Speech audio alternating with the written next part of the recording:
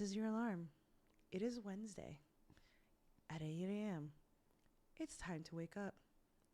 This is Wake Up Wednesday. I'm Danny. And I'm Hunter. And we're your hosts. Let's get on into it. All right. This is the second time we try to record this one just for you guys. We love you. All right. Story number 1 is a heartwarming story about Grandpa Bernie Sanders. He's been an old man lately. I mean, I'm pretty sure he's been an old man our entire lives. It feels like he's been an old man his entire life too. It does seem like that at times. Born an old man. But Grandpa introduced a 32-hour work week bill into the Senate. This would make any hours worked beyond 32 hours mandatory overtime pay from your employers.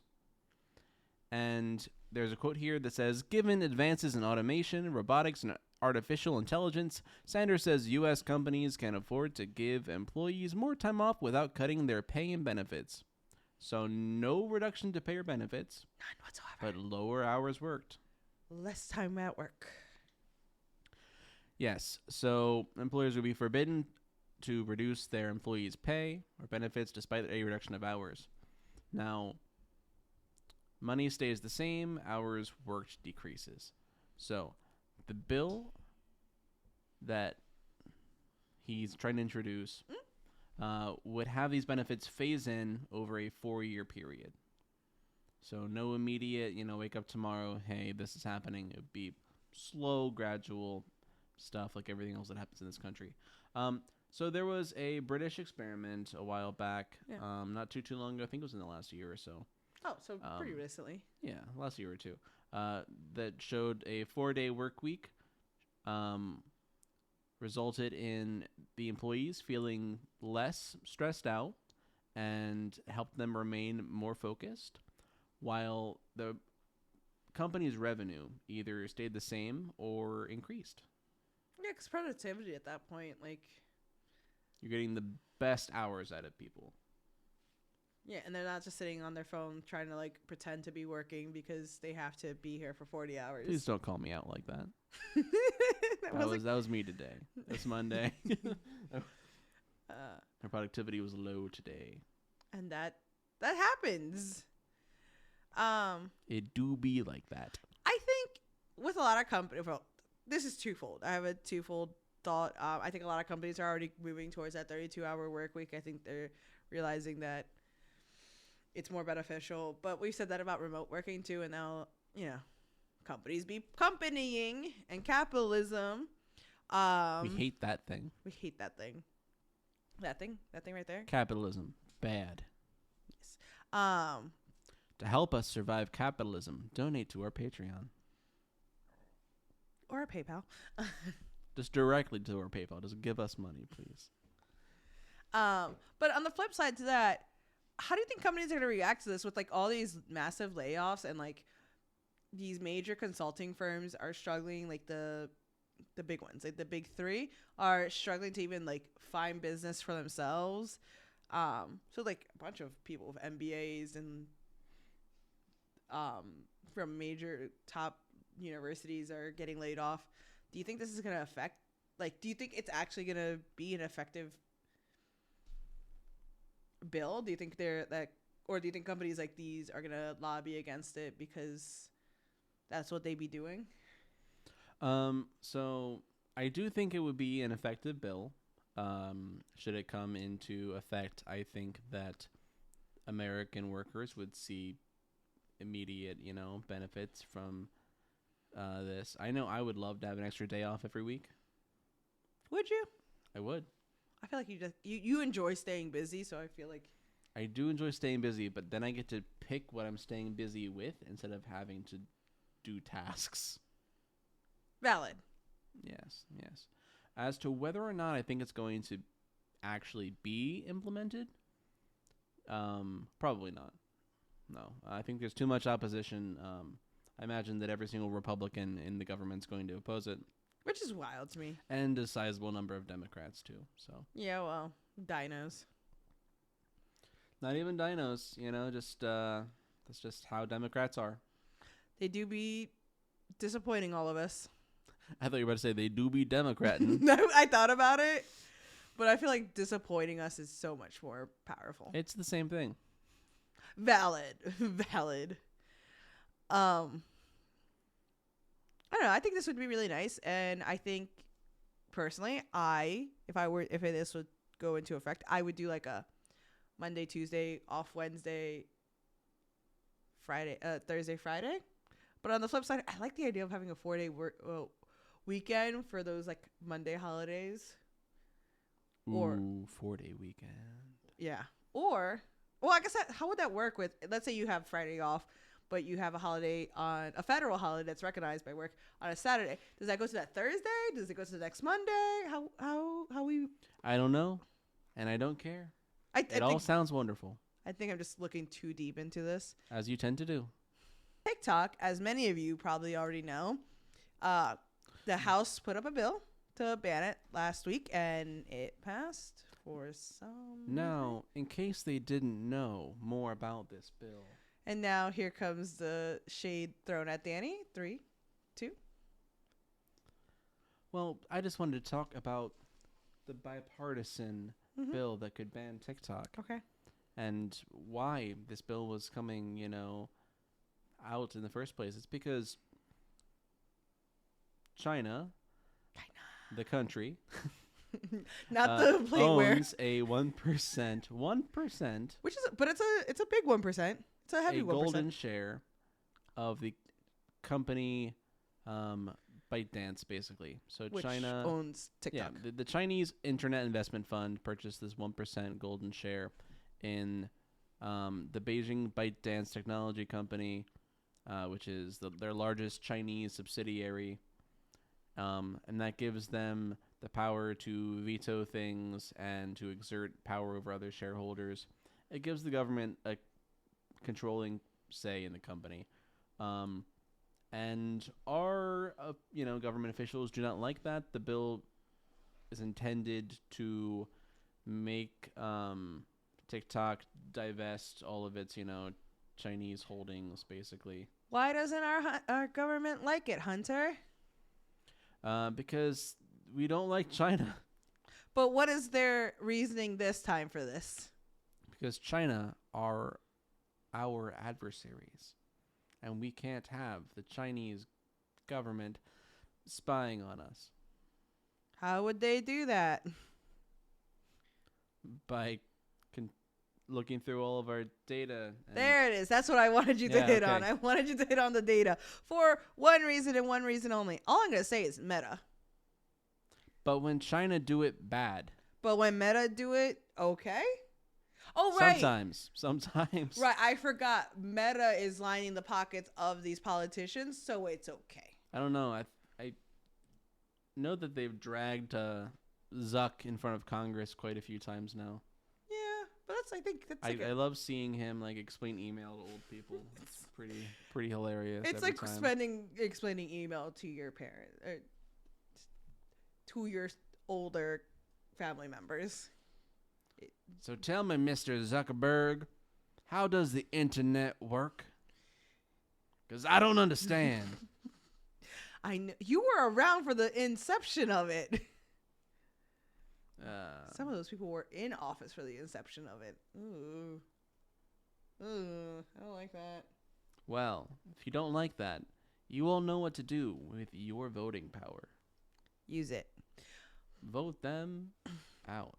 But the purpose of this story, aside from giving that quick update, is China says they're not doing it. They're not gonna let TikTok be sold. They're just nope. They rather it be banned in the U.S. than to let go of such a lucrative piece of technology, which is fair. Why take a multi-billion-dollar investment away from your people? It's an interesting decision. You would think that they would prioritize making money over the little bit of extra control that they have. I think they like maybe they are focusing on the money. Maybe they're like weighing the pros and cons of selling it because it's a worldwide app. It's not like the True. United States is the only one. And I'm There's not sure. 1.7 billion users in 2023, so there could be even more now. It was one of the fastest growing apps of 2020. So this could be an outdated statistic, but this has 150 million active monthly users in the U.S. So I mean, like, yeah, that's a good chunk, but it's still. Oh, I got some more fun TikTok statistics here. The average TikTok user spends 1.5 hours each day on TikTok. All? That's crazy. That's all. Nearly half of Gen Z are using TikTok and Instagram instead of Google search engines. You've seen me do purposes. it. You've seen me Google and search something on TikTok. Crazy to me. But it's and a lot of people are doing this in like their videos talking about like, oh, I never thought we'd see something beat out Google. And it's becoming TikTok because it's a quick, like, you can see a video about it and you can find restaurants. It's just a really useful app. More than 1 billion videos are being viewed on TikTok every day. I mean, short form content, my dude. Ooh, all right. Yeah, there's a lot going on there. So yeah, like we make up a big chunk of TikTok's, worldwide users, but there is still over 1 billion without us. Yeah, I was to say they're not even dropping their billion status if we leave. And let's be honest, I think a lot of people are gonna be like VPN. Possibly, yeah, quite possibly. And I know there's like things in the law that's like, oh, you'll get punished for it if you use a VPN. And I'm just like, it feels a little what happened to the First Amendment to me, but who am I to say? Just a person who's gonna get affected by it. Yeah. I don't know whether TikTok is going to be banned or not. I think that if I had to put like percentages to it, I would probably say like 60% ban, 40% stay. I don't know. I think China's playing this game of chicken, and I think China's gonna win this one. I don't think it's gonna pass because I think the U.S. makes too much money off of TikTok for them to do it. Interesting. There are a bunch of businesses on that app. Some businesses blew up because of the app. Which is true, although it's not like there isn't other options for companies that do short form video content. I mean, yes, what I'm talking about, like TikTok Shop is one of those things too. Like, some people's businesses lives and dies with TikTok.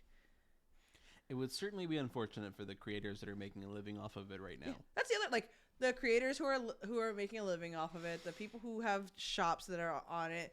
There's just so many aspects to this that's gonna hurt people more than it's gonna help them. And it's really just China bad. We don't like China. Ban the app we don't understand.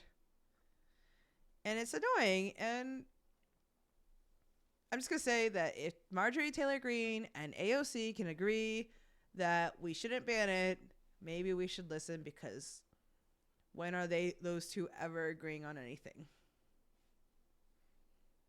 I don't know. That last argument falls a little flat to me. You think Marjorie Taylor Greene and AOC agree? I mean, yes, some could argue that they are this different sides of the same coin with their 3-letter names. MTG AOC. Magic the Gathering. But yeah, so I don't know. I don't have any super strong opinions about it. I personally don't want to see it banned, but it wouldn't be the end of the world for me because I'm not the world's biggest TikTok user.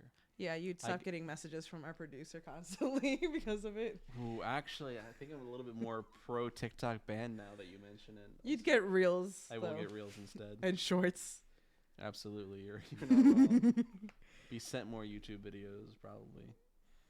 But yeah, that's kind of where I'm at. Next story time. Your favorite thing? Space. Well, space is your favorite thing.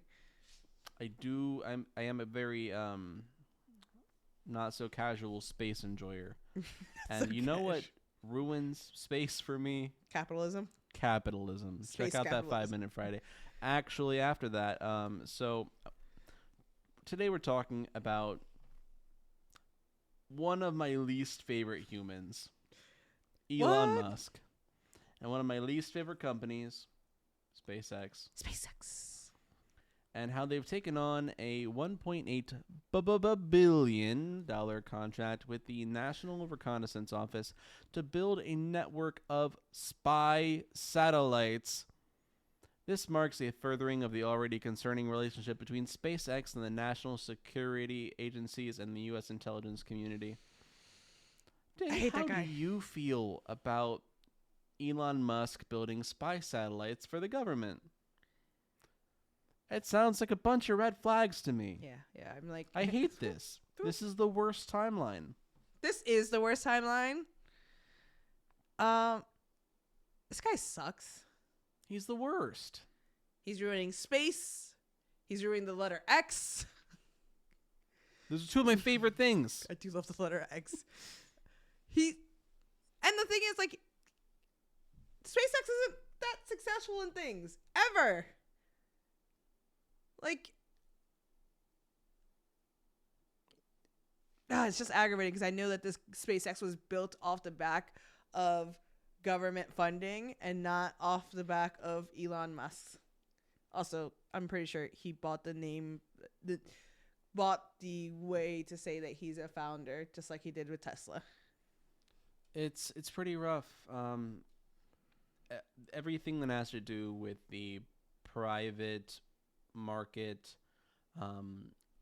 dealing with space, doing their own independent research and development, and launching their own rockets, although with NASA's guidance and whatnot. It's not very good. I know I talked before about how, with computers that are significantly less powerful than our cell phones in our pockets, NASA was able to land people on the moon in the 60s, and these things can't even properly re-land, and they're just burning up in the atmosphere and getting lost, crashing into the ocean. Right? Like, what are we paying these people to do? Like, imagine, I freak out if I lose $100 tool. What a multi-million-dollar device? I can't imagine. Now, one thing that SpaceX has been able to do is their Starlink satellites, which are, another issue as far as light pollution goes and space debris and all that. But Musk is good about putting tons of unnecessary satellites in the atmosphere, into the planet's orbit. Earth is getting its own ring, but it's just trash. It's just trash. It's like the WALL-E timeline. That's 2 WALL-E references in the last few weeks. I mean, you put it in my brain, so WALL-E's just living up there now. Good. WALL-E. But yeah, so I'm sure he can build some satellites. Do I want Elon Musk, one of the world's richest men, to be building spy satellites for the U.S. government? No. We just finished talking about data and being concerned about people having our data. I wonder what Elon Musk would do with our personal data that he Our government spies on us all the time, constantly. FBI agent, I know you're listening. I think me and Hunter share an FBI agent at this point. Like, it's really concerning. Do we need more spy satellites, for one? And two, do we need Elon Musk to be building them? This is like the most supervillain comic book thing I've heard in a while. I'm pretty sure Lex Luthor even had morals that he wouldn't have done this. Was Lex Luthor the blueprint for Elon Musk? He's like a terrible fusion of Jeff Bezos and Elon Musk just smushed together into one human being. Yeah, but at least he gave up his companies when he became president. Don't put the idea in Jeff Bezos' head, since he's the only one of the two that can run for office. That's true. At least presidency. But yes, yikes. I don't like this, but you guys should know about it. Big yikes. Next story time. Talking about Musk, but in better news. Here we go again. A little lighter news, a little happier news. Is it happier? Kind of. So Don Lemon, former CNN correspondent, just released his interview with him on YouTube. So he alleged that the billionaire had canceled his deal with the app formerly known as Twitter because of said interview, after Musk being an insistent of a First Amendment absolutionist. He was like, this doesn't belong on this platform. He got very upset. And, they talk about a lot of things. The Don Lemon show really stands by the idea of the conversations had no ground rules, that there's nothing off the table. And that's part of the reason why Elon wanted to do this. But after being interviewed, and I think it's something about, it's 45 minutes long. It's actually a pretty interesting interview from the bits I've seen so far. It's held at the Tesla headquarters in Austin, Texas. Apparently, it's like 4 times larger than the Pentagon, which is wild to me. That does sound wild. But Musk was saying that he lacked authenticity, and his approach was basically just like CNN, but on social media. But I thought the idea was you are a free speech absolutionary. Like, why does it matter if he's just like CNN? The point is, you value free speech. You brought back Marjorie Taylor Greene and Trump, and created a nice space for the alt-right on the app formerly known as Twitter. This was taped back in January, around South by Southwest, around the time of South by Southwest. And I think it's really, really interesting that he goes through this whole interview and then decides, like, afterwards that, like, no, we're not putting this on X. I don't want this. And I haven't gotten to that part yet, so I don't know if Elon has had drug use or is using drugs, but there is a section that does talk about drug use in it. So I'm excited to actually finish this and experience the full exclusive interview. But he plans on Lemon. Don Lemon. Don Lennon, the true communist. Does say he's going to continue his show, and the production looks really great, and I'm excited to see what he puts out next. Is this interview going to blow up as much as the Tucker Carlson Putin interview? Why do this is the second interview that I've done about it. I don't know. I think this was a more interesting video. Like, so far, the more interesting interview. So I think it might blow up more. Former huge news company host interviews evil human being on live TV. It's pre-recorded. Oh, never mind. Scratch the live TV part. Yeah. Yeah, I even said it was in January. And he just posted it today. Danny, Monday, don't ask March me to 18th. pay attention to the words you're saying, okay? Oh, is it because I'm a woman hunter? Yes. That's twice today. Okay. Do you have any thoughts on this, Hunter? You guys know how I feel about Elon Musk at this point, and I'm very indifferent about my man Don Lennon. You make one mistake, one Freudian slip. Freudian slip is hilarious. I'll take it as a Freudian slip. I'll be nice. But yeah, no strong feelings. It sounds like a cool interview. I'll try and see if I can find clips of it. It's 45 minutes. It's not. You can double time it and make it like 25. I don't want to stare at Elon Musk for that long. Just listen to it. Yeah. He His presence gets under my skin. His accent does come out a lot more in this interview than other interviews that I've seen of him. It's really interesting. I often forget he's from South Africa. But yes, we don't like him here. No, we talk about him because we want you to stay informed, not because we like him. We are not Musk Bros. No, not at all. But since we talked about Lenin, let's talk about Vladimir. But the other Vladimir, Putin, we just talked about him a little bit too with the Tucker Carlson interview. But he was up for re-election in Russia. And he got like 87.7% of the vote, claiming victory in yet another term as president. I never would have thought this would have happened. Oh my goodness. Yes, oh I believe they changed the laws a few years back to allow him to run for like an extra couple of terms. Not an extra term, but an extra couple of terms, just in case he wants to live out the rest of his life as president. I was going to say, man's going to die president of Russia. I think that's his plan. I think that's the plan. And I'm interested to see what will happen to Russia in a post-Putin world. But that's not what we're going to talk about today. So I think it was his victory speech or, immediately after the news came out, he was talking about the possibility of Danny's favorite subject. I knew you were going to do it. World War III. And whether he was warning the West about the possibility of this happening should NATO and Russia come to blows.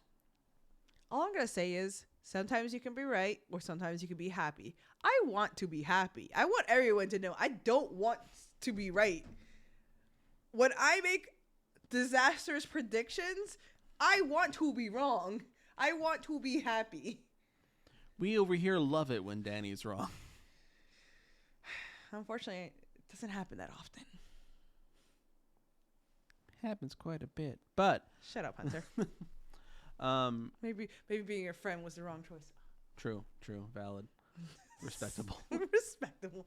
But yeah, so just firing across the bow at NATO warns that there would be a huge escalation if U.S. or NATO combat personnel were to take part in the fighting in Ukraine, because there's already NATO people in Ukraine, like training Ukrainian troops and delivering aid and all of that stuff.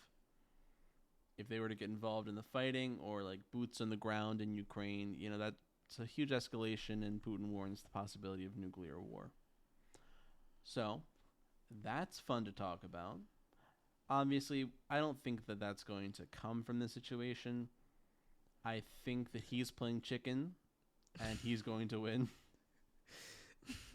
We really love we really love using the analogy of playing chicken. I mean, you used it earlier, so we're gonna keep using it. It's a good analogy. It's what he's doing. He's like, hey, if you guys move your guys in here, it's gonna be a nuclear war. I don't know what to tell you guys. I'm just saying, like both Russia and China playing chicken with the U.S. We can't play chicken against both of them. I don't know what to say. We can't. I don't know if we can do this. At least China's not threatening to nuke us. Currently, it's crazy. Over TikTok, the TikTok war has begun. I don't think it's gonna be over TikTok. I'm just saying. Wouldn't that be the most Gen Z thing? I don't think I think the president would just let it go at that point. The TikTok wars of 2024. I mean, wars have been fought for much less. Plural. Multiple wars over TikTok. I'm just saying, wars have been fought for much less. Mainly women, but True. Trojan War, man. It was a heck of a time. But yes, Western nations claim foul play as Vladimir Putin's primary political opponents have all been jailed or censored. Or dead. Yeah. Yeah, just a reminder of one of your stories a few weeks back. Yep. Or dead. Um, so yeah, there's been some drama about other, world leaders not congratulating Vladimir Putin on his re-election. I mean, of course, the U.S., the U.K., and a couple other countries are, the ones that are claiming the foul play here. but like, when it's just expected, do you I don't know, like, if it's gonna happen, do I really have to congratulate you for I have rigging an election? Oh, congratulations for doing what you always do. I have no doubt in my mind that he received 87% of those votes. I'm sure he did. Yeah, I'm sure the votes that got counted were 87% in his favor. You know what? I'll even go a step further. I'll say that 87% of the votes that were cast were for him, probably. Just that people were afraid to vote for anyone else or didn't have anyone else to vote for. I mean, yeah, when only 13. I wonder what the other, did they break down what the other 13% is? I'm sure it's available somewhere, but I didn't get to delve too deeply into the actual election results. But that's something that we can research later on. But yeah, so that's what's going on in Russia. Fun stuff. Always good to hear from our neighbors in Russia. Not Soviet Russia, just regular Russia. Non-Soviet Russia. Okay. What's your third story? My third story of the night. I don't know. Of the morning? Of the morning, yes, sorry. This is definitely the morning. This is the morning. I'm yawning because I'm tired. It's the morning. They know we record on Monday nights. But our last story, or my third story, is about the Supreme.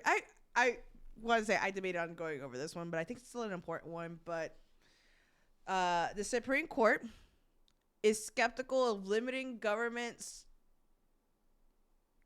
interaction in limiting how people interact with social media. Does that make sense? What does that mean? Okay, yeah, I was like, it's a weird. So they had oral arguments today about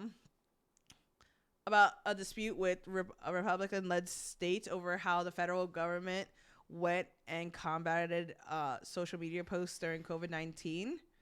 And they're saying that the government was too involved and that it is an invasion of freedom of speech and that they are overstepping their bounds as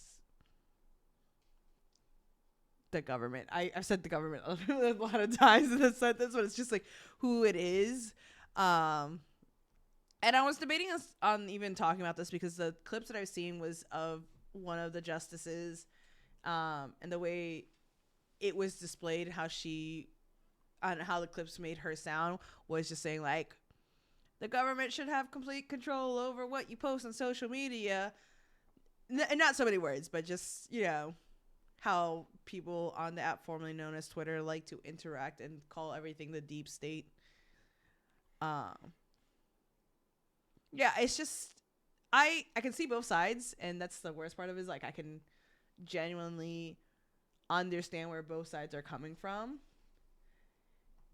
And in this very specific scenario, I am leaning towards the Biden administration because, they were trying to combat misinformation in a global emergency. I don't know. It's a weird time to be an American, I guess I should say. What do you think?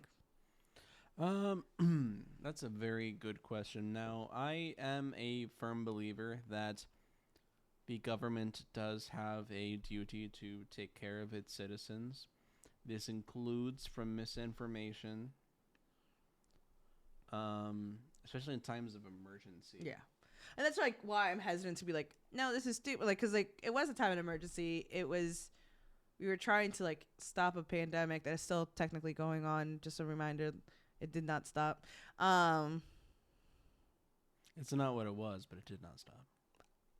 It's not what it was because we're not taking it as serious as we were. But that's neither here nor there. I'm not gonna. That's a bear I don't feel like poking today. But on the flip side, it feels very much how we just had this conversation about TikTok, and I don't think that's.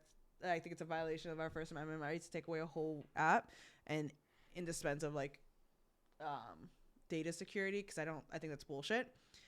And the aspect of what is misinformation, like sometimes misinformation can sound, the idea of misinformation isn't what it is, because I'm pretty sure the government would very much like us to be pro-Israel and saying that anything that's pro-Palestinian is misinformation, and that Hamas is like everything that's going on is Hamas's fault. Like, I think that's where I'm hesitant to say that the government should have a say in stopping that, because I just feel like we'll just fall into a propaganda pitfall. Yeah, it's really tricky because I want the government to have this strength in order to protect us from dumb stuff like misinformation and things like that. But this is entirely built upon the premise that our government isn't shit. Yeah. And that's the problem. With great power comes great responsibility.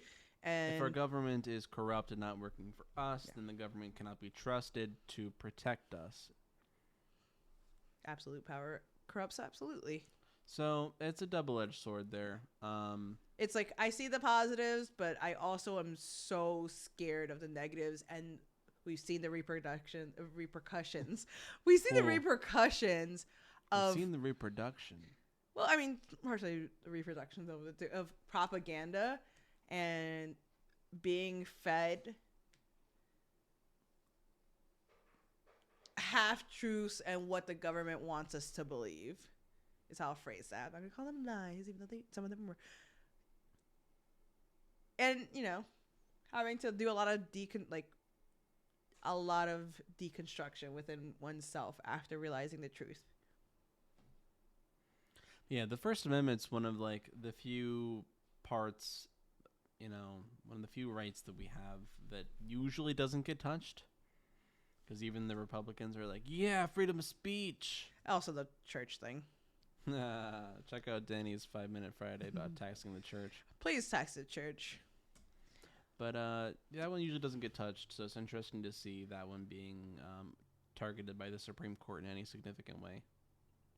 Well, it's not it's less the Supreme Court. It's more that these Republican states are fighting to which is what makes it I get it. I understand why you're doing this fight.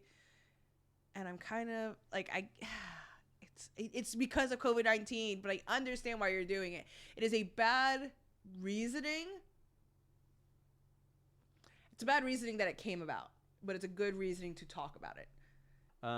That's all I got about that. Okay, and updates.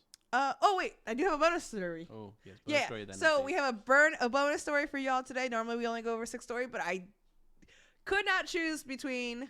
Lucky number 7. Yes. So, happy Women's History Month. We officially have over-the-counter birth control available online. Yay for all of you women out there. And yay for men, because that means that you don't have to worry about people getting pregnant. I mean, it's not that you don't have to worry about that. It's just, yes. It's a little bit easier. It helps. It helps. So this is a daily over-the-counter pill by the manufacturer Opill. So you won't need a doctor's prescription. You can order it from their website or everyone's favorite capitalistic hellscape, Amazon. We hate Jeff Bezos. I think we did go on that. And yeah, so check that out. Just remember, with any birth control that you take, women, that you should definitely be checking on your blood pressure, because you can get blood clots. There are risks. There is a huge pamphlet that's the body of the size of your torso that you should read through. But we're so used to just taking it. Just be careful. And I understand if you're taking this because you can't afford to go to the doctor, but if you can, talk to your doctor and check out their website for any FAQs. It is important, and your reproductive health is important. So remember, birth control only protects you against pregnancies. They do not protect you against STIs and STDs. So use a condom and get tested regularly. Do you have anything else to add, Hunter? We got updates. Nothing about the over the counter. You're just Nope, like that's awesome. you're just like Good news. Moving on. Those are women's issues. That's not my job. Yes. So we got updates. Women's issues are human issues. Human issues. Yes. All my homies love over the counter birth controls. Hell yeah. Okay. You want to go first on your update? Sure. Yeah, all right. I've been talking a lot, so I don't. You have been. I was just gonna let you keep going and then finish it off myself. But here we go. Texas. A long time ago now, in a galaxy far, far away, I talked about Texas and their standoff with the United States government, Biden and Greg Abbott. We are in the worst timeline. The worst timeline. Over the barbed wire situation and how Texas was treating its undocumented immigrants. So we got some recent news this week about the Supreme Court. They have banned a Texas law or policy for locking up their undocumented immigrants.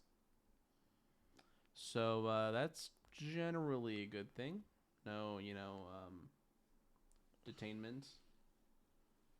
Whether or not they'll still find a way to do it, they probably will. They are Texas, and they're known for not respecting laws or societal norms. Or people. Or any authority outside of Texas, unless it suits their needs. As a former Texan. Again, not a Texan. A person who lived in Texas. As a former Texan. As a person who formerly lived in Texas, Hunter. How do you feel about all of this as a Texan? As a person who used to live in the state of Texas and was never a Texan, why? Yeehaw. Why is this state like that? My contacts moved. Why is this state like this? This is why we can't have nice things.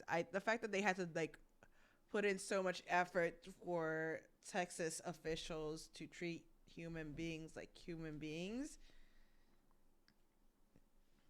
is wild. But they'll treat an unborn fetus better than they will treat a migrant. Well, that unborn fetus is gonna be an American, so. That unborn fetus might also be a white male, so. Exactly. Intrinsic value. Worst timeline. That was sarcastic, in case you guys didn't know. In case you guys didn't know. Yeah. So that's my update. Texas. I keep calling Alabama the armpit of America. So Texas is like the beer belly. Interesting. The beer belly of America. Interesting. Everything's bigger in Texas. Beer belly. That is a fair. Okay, wait. If Texas is the beer belly and Alabama's the armpit, what's Louisiana, out of curiosity? Because it's like in between there. Is it just a nipple? Like a dry ass nipple? Anyway, you've got some more updates for us, Danny. Do. Let us know what those updates are, please. So, if y'all recall, a few weeks ago, I talked about Fannie Willis. Who's that again? I was gonna let you know. The Fulton County District Attorney, who is working on Georgia's election interference case against everyone's favorite former president, Donald Trump. I don't know about everyone's favorite former president. both sarcastic. That was good. That was sarcasm. Thank you for acknowledging that, Hunter. Um, so the defense did not show any proof of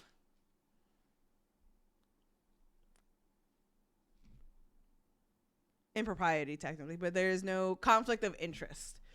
So she can stay, but the special prosecutor that they had will have to be replaced. She had the defense alleged that their relationship at the time, because apparently they're not even together anymore. They're not even It was just a spicy hookup. It could, yeah. A fling. That was flung. So yeah, she can stay. But I mean, the judge wasn't happy, but you know, the defense did not show the burden of proof that there was into like